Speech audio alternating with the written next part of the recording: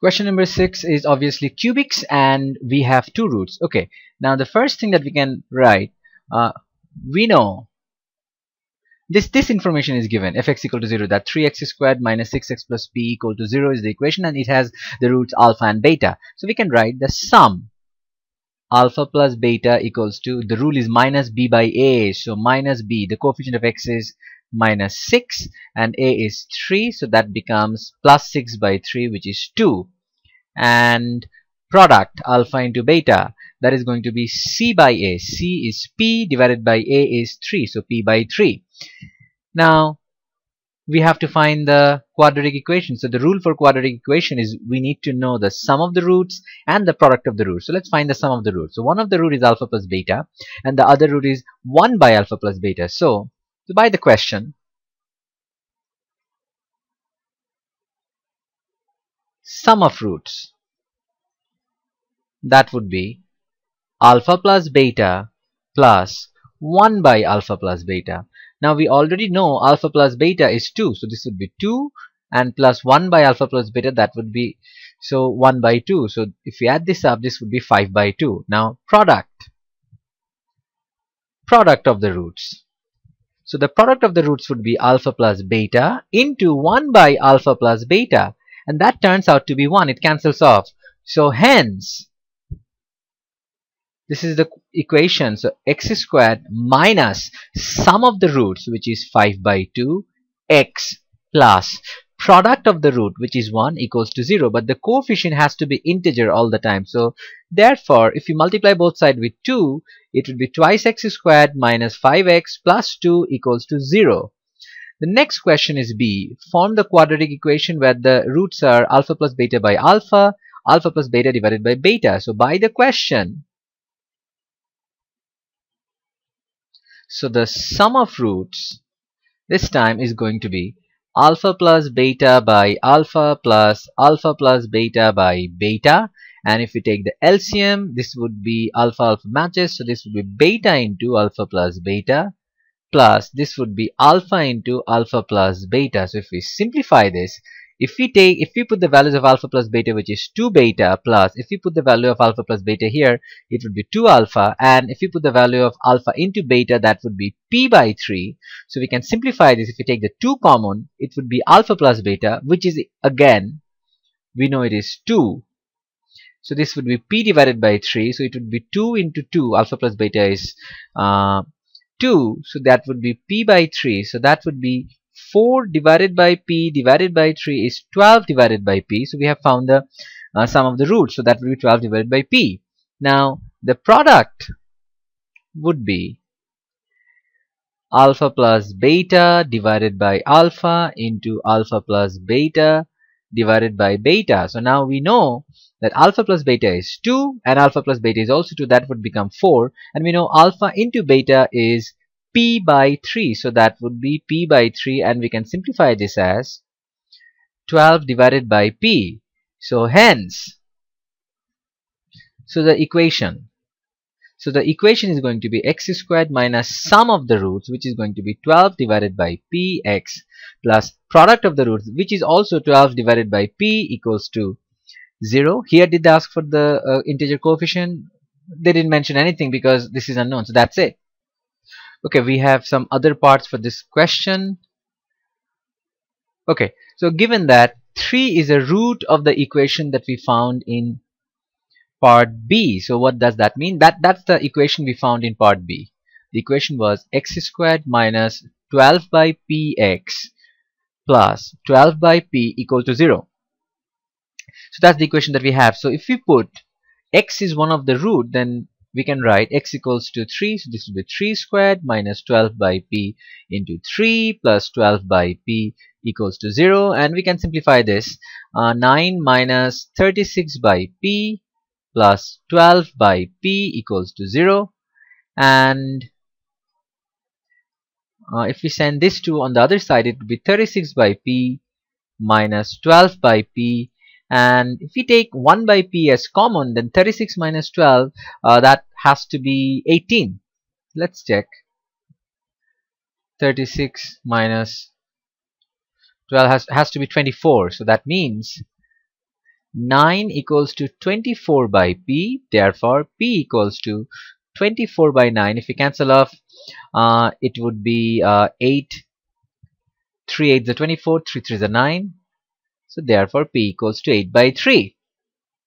So that's the value of p. Now, question number D was, find the other root. So we know the sum of roots from the previous sum. Suppose one of the root is x1 and the other one is x2. The sum of root in the other sum was minus 12 by p. That was the sum. No, it was sum of root was 12 by p, plus 12 by p.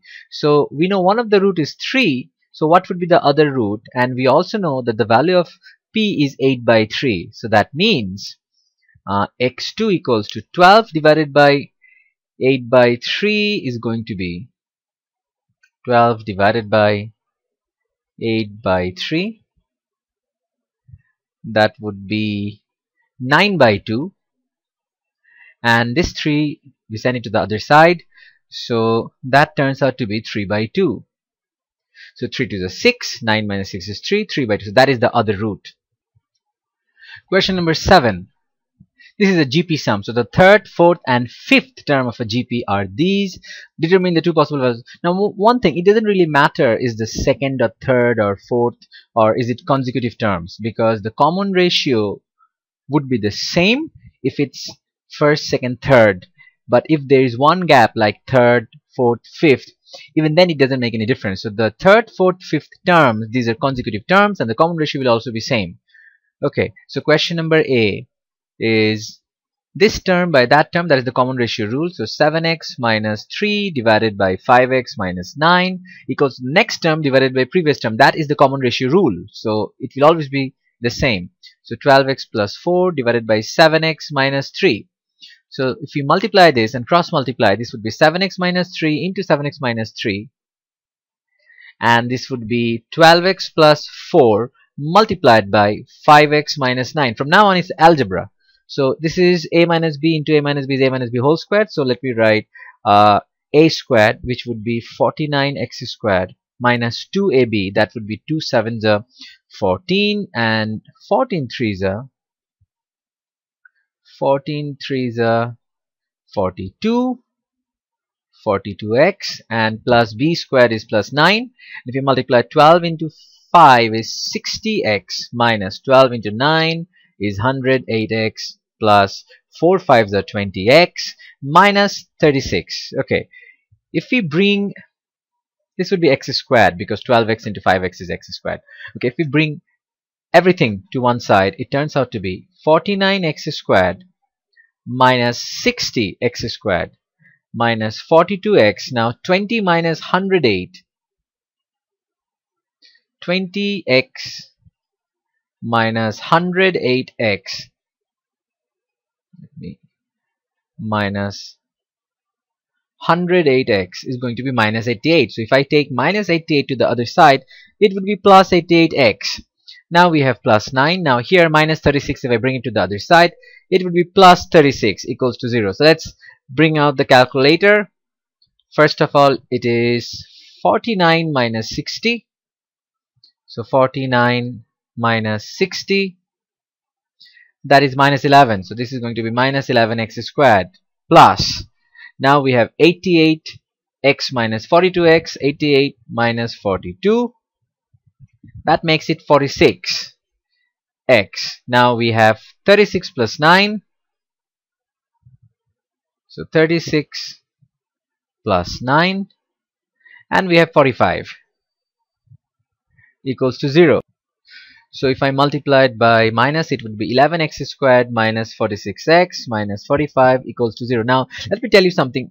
This is a quadratic equation and it doesn't look very straightforward or simple. It doesn't seem as if this is going to work. But since this is a question where we have to find the two possible values of x, we don't have to do the quadratic formula.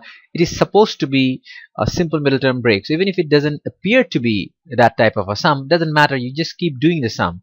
So let's continue trying to do the middle term break. Now let's do some rough work here. 11 into 45.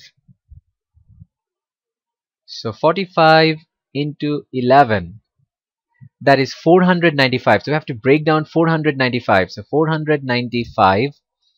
So how can we get 46 out of this? So let's break this down. Since it has a 5 at the end, I'll break it down with 5. So 5 nines are 45, and we have another 5.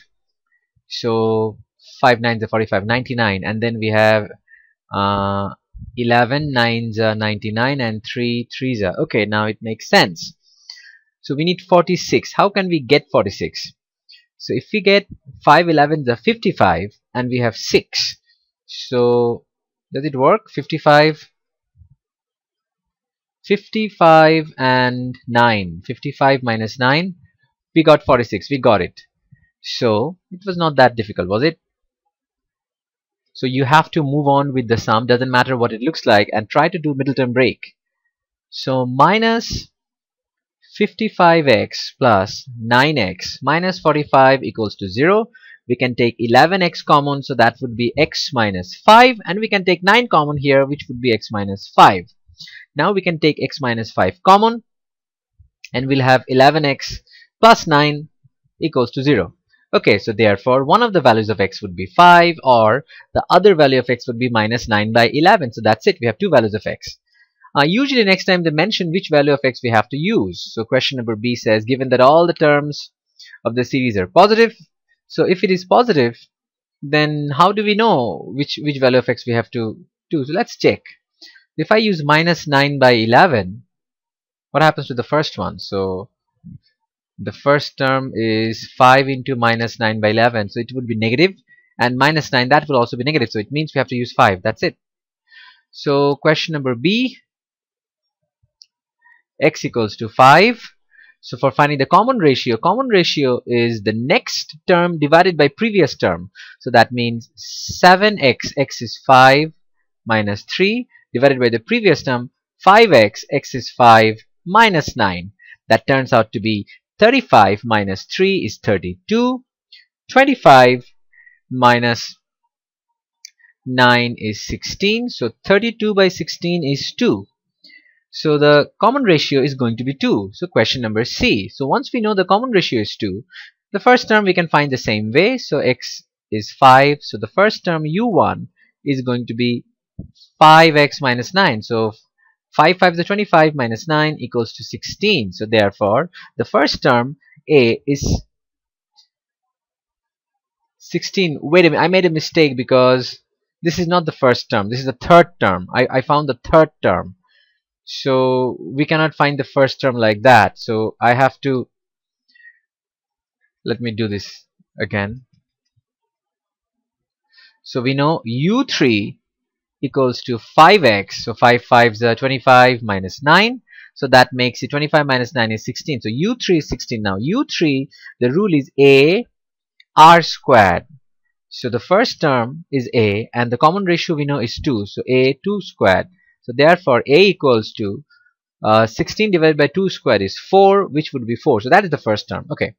Question number D. We have to find the sum of 12 terms. Now you have to remember that for finding sum of n terms in geometric series, it has to be, you have to know whether it is divergent or convergent. It has different rule for that. So since r equals to 2, it is going to be divergent. So S12 is going to be like this. So question number D, S12 is going to be A, which is 4, minus, since it is divergent, r is going to be here. So r to the power 12 minus 1 divided by r minus 1. So let's do the calculation. First of all, 2 minus 1 is 1. So this is going to be 4. So this is going to be 4 into 2 to the power 12 minus 1. So let's do the calculation here.